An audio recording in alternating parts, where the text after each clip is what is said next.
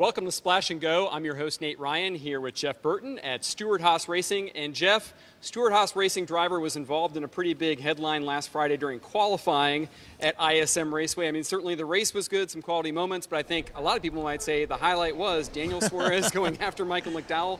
Does that speak, Jeff, to the importance of qualifying as far as track position this year in 2019? I really do. I think the intensity has picked up. I think stage racing has done that. I think that every driver that was interviewed after the race talked about how hard it was to pass, how important restarts are. So the further up you start at the beginning of the race, the better chance you have for being successful. Think about what we saw with Chase Elliott.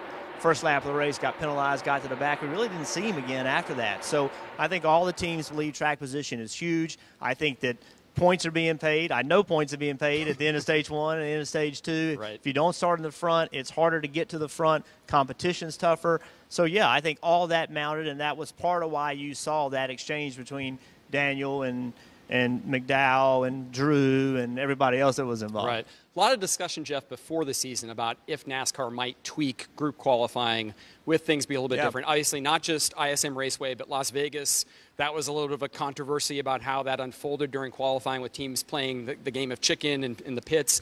Do you think NASCAR's looking at making any tweaks, or do you think they like? I mean, they've gotten a lot of attention, whether it's good or bad. It's gotten a lot of attention. So for Phoenix and those racetracks, no, because the only thing different between this year and last year is the amount of time the teams have to go out. Well, let me tell you something. There are some teams that went out earlier and had no problems. They didn't get blocked. Kevin Harvick's a good example. He went out earlier in that round and didn't put himself in a position to get blocked. And other people went out later. They kept waiting and waiting and waiting.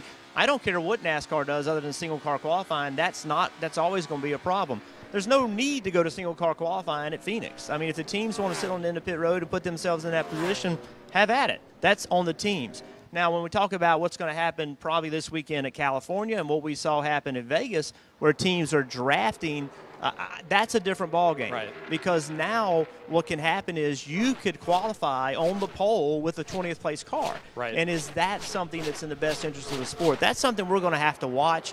I think NASCAR loves the fact that qualifying can be exciting and entertaining.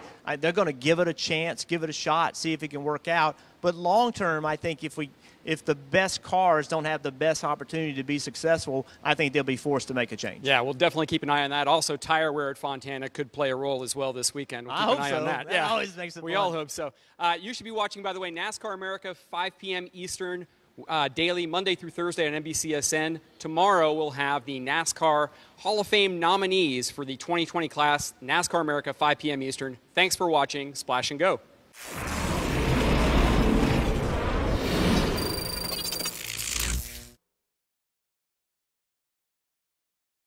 Hey NASCAR fans, thanks for checking out the NBC Sports YouTube channel.